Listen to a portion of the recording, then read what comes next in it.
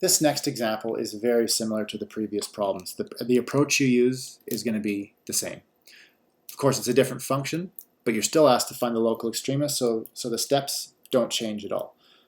So for that reason, I would ask you to, before working through this video with me, try the problem on your own. See how far you can get on your own. You could probably get the answer yourself. And if not, if you get stuck along the way, no problem, because then you can just work through the video with me afterwards, and it'll be all the more familiar to you when you do that. And if you do manage to solve it on your own, great. Then you can work through this video with me afterwards anyway, and you can compare your answers and make sure that you're correct. Okay, so now I'm going to assume that you have done that and that you've tried this problem on your own, and we're going to just work through it from scratch. So here is how to handle this problem. So you want to find all the local extrema of this function f. So we're going to start out in the exact same way. We want to find the critical numbers. So we need to start by finding the derivative. So if you work through that, it's a polynomial. Use the power rule on each term. You're going to get 3x squared minus 6x minus 9. And you can factor out a 3 here. So if you do that, you end up getting 3 times x squared minus 2x minus 3. And then this quadratic actually factors fairly nicely. You can factor this as 3 times x minus 3x plus 1. So that's great. That sets us up wonderfully to find our critical numbers, because we just need to figure out the values where f prime of x is equal to 0. So let's identify that. So the critical numbers are going to be x is equal to -1 and x is equal to 3, right? Because this is equal to 0 when x is equal to 3, and this is equal to 0 when x is equal to -1. So those are your critical numbers. So let's put a box around those as kind of a celebration of the end of the first main step. So now we've got our critical numbers. We're going to set up our first derivative table. So what I'm going to do this time is I'm going to essentially merge the two tables that I introduced prior to this. Rather than doing one table where we investigate the sign of the derivative and then another table where we actually investigate the behavior of the function, we're just going to do it all in one table. There's nothing stopping us from doing that. So let's do that.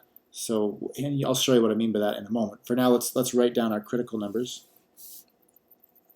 Oops, I made a mistake there. It's actually -1, not -3. So we got -1 and then +3. That's our other critical number.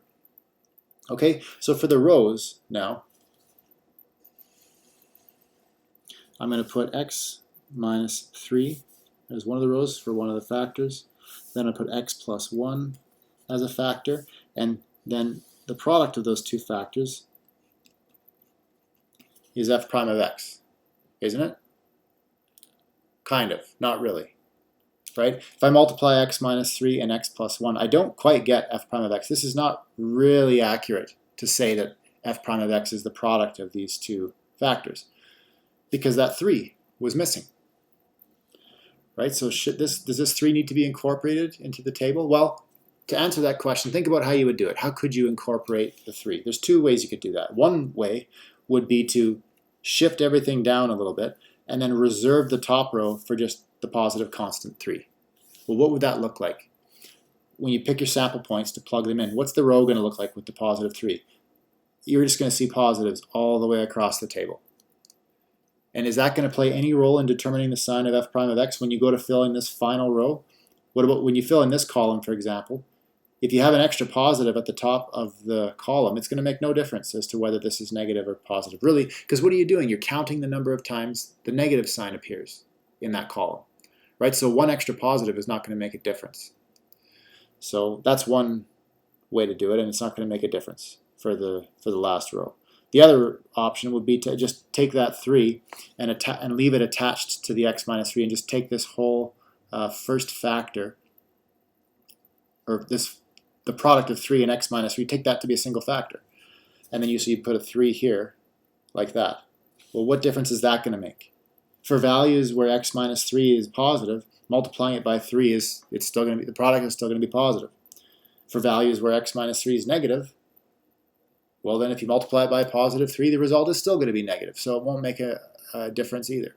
So for that reason, if you have a constant factor that is positive, you can just throw it away for the purpose of this table anyway, right? But if it's a negative, then you got to be careful, because if it's a negative, you either have to give it its own row, and you'll have an entire row of negative signs, or leave it attached to x minus 3, and if you had a negative 3 you'd have to actually put the negative 3 in front, and then take that into account when you filled in that row.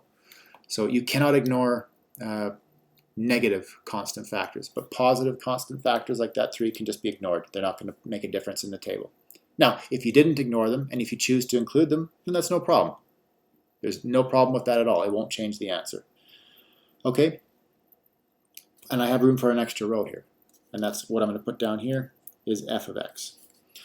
So that way I don't have to do two separate tables, because at the end I'm going to have either increasing or decreasing for each one of these columns, right? Okay, so now let's fill in this table. So we need to pick a value from each column. So something less than the number -1, how about -2? And then something between -1 and 3, we can use 0, and then something greater than 3, we can use 4. So plug those numbers in to your factors, and you're going to get, in this case, you're going to get a negative for both of them. So when they multiply, you're going to get a positive. So that means the function is increasing. Now when we plug in 0, we're actually going to get a negative for the x minus 3, but we're going to get a positive for the x plus 1. So the product of those two factors is negative, so the derivative is negative, and then the function must therefore be decreasing. And then when you plug in the 4, you're going to get a positive for both of these. So the derivative is positive, so the function is increasing. And now we know where our local extremas are. We have a local maximum at x equals 1, so let's plug it into the function and figure out what that actual maximum value is. So we're going to get -1 cubed minus 3 times -1 squared minus 9 times -1 plus 4. Okay, so then what do you get? -1 cubed is -1. This is -1 squared, so this is +1 multiplied by -3, and you're going to get -3. -9 times -1 is +9. Then we have plus 4. So the -1 and the -3 and the 4 are going to cancel, so that'll just leave you with 9. And then what about f of 3? To figure out what this local minimum is going to be. So f of 3, well, we'll have 3 cubed minus 3 times 3 squared minus 9 times 3 plus 4. So what does this work out to be? 3 cubed, 3 times 3 is 9, so 3 cubed is really 3 times 9, so that's 27. This is also 3 times 9, because 3 squared is 9. So this is 3 times 9, so that'll be 27 as well, but minus 27. Then here we have, again, 3 times 9, so minus 27 again, and then plus 4. So these two cancel, right? So we're just going to have -27 plus 4, that'll be -23. So that's our local minimum. So to summarize our answer, we can say therefore f of -1, which by the way is 9, that's how you can kind of read this as a reader, is a local maximum. And then f of 3, which by the way is -23, is a local minimum. Okay, so hopefully that's what you got if you worked this problem out ahead of me. And if not, then I hope it's clear now what went wrong. But it was a good use of your time to try this problem on your own before working through it with me. Now, there's something that's come up, which is addressed in this note. Every example that we've done so far, where we've actually found local extrema, we've actually only ended up having type 1 critical numbers. That's what this first note is saying, or this first sentence. All of the examples so far only had, so something's weird there. How about this? So far, and we'll cross this word out. That makes a bit more sense. All of the examples so far have only had type 1 critical numbers. Okay, so for example, in this problem, how do we find our critical numbers? We found the derivative, and we simplified it. And then our critical numbers -1 and 3 just came from setting this equal to 0. You set this equal to 0, we ended up getting those two values. But what about where it's undefined? It's never undefined because it's a polynomial, right? You could see that more more obviously here. This is a polynomial. We just happen to factor it. But polynomials are defined everywhere, so they're never undefined, so we didn't even look for type 2 critical numbers. But sometimes you will have the derivative that ends up being a rational function, or maybe it's got like a square root of something in the denominator. In examples like that, you're going to have to find your type 2 critical numbers. You're going to also have to include places where the first derivative is undefined. So that's the purpose of this remark, is just to remind you that many examples you're going to actually have type 2 critical numbers as well, and they must also be included in your table. And what I mean by included in your table, I mean you're going to have another branch coming down and a new column every time you add another number to this list. So here we only had -1 and 3, but if you had type 2 critical numbers, you have to include them as well. So that's what it says here. The first derivative table must also include type 2 critical numbers. But this last little bit is very important as well as points of discontinuity. So, and by that I mean points of discontinuity of the function. That's not points of discontinuity of the derivative that I'm talking about here. I'm talking about points of discontinuity of the original function. So let me show you what I mean by that. Here's an example. I'm not going to work through this in detail. We're just going to go through the highlights. Let's say I had the function f of x given by 1 over x squared minus 1. Well, then what would the derivative be? And I'm not going to show this in detail. I'll leave it to you to check the details, but you can work this out yourself. You're going to get -2x over x squared minus 1 all squared. Okay, so that's what you'll end up getting for your derivative if you carefully differentiate this function f. So for critical numbers, you can set f prime of x is equal to 0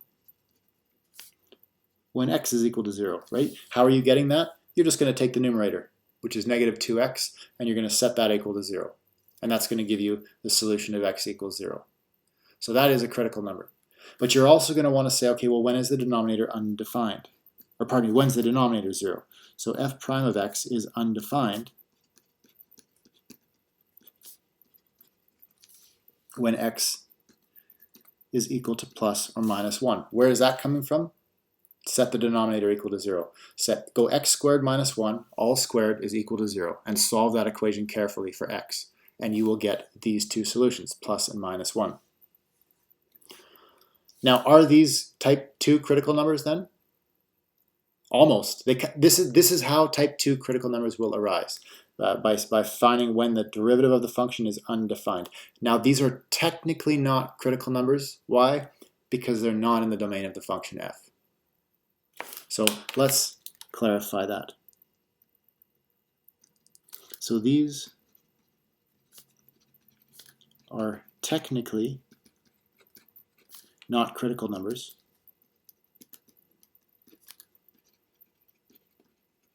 And I won't write down the reason because it just gets unnecessarily verbose. Why are they not technically critical numbers? Because critical numbers of a function must be in the domain of the function. But -1 and +1 are not in the domain of the function f, because if you plug them in, your denominator of the original function would be equal to 0. Okay, so what do you do with this information then? They still go in the table. Okay? So let's say, but they still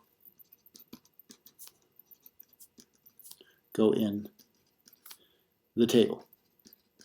And by the table, I mean this one here, right? You still need to draw, if we were doing this example, if we were writing the first derivative table for this function, you'd have 3 vertical lines down. We'd have one like this for -1, one like this for 0, and then another one going down for +1.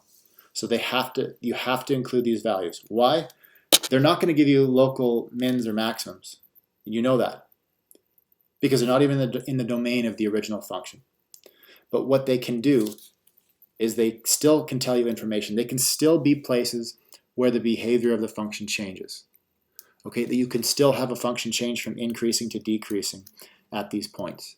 And in general, you should expect that that could happen. So don't try to worry about when it's going to matter. Just make it a point of saying, okay, look for when your derivative is equal to 0. Look for when your derivative is undefined.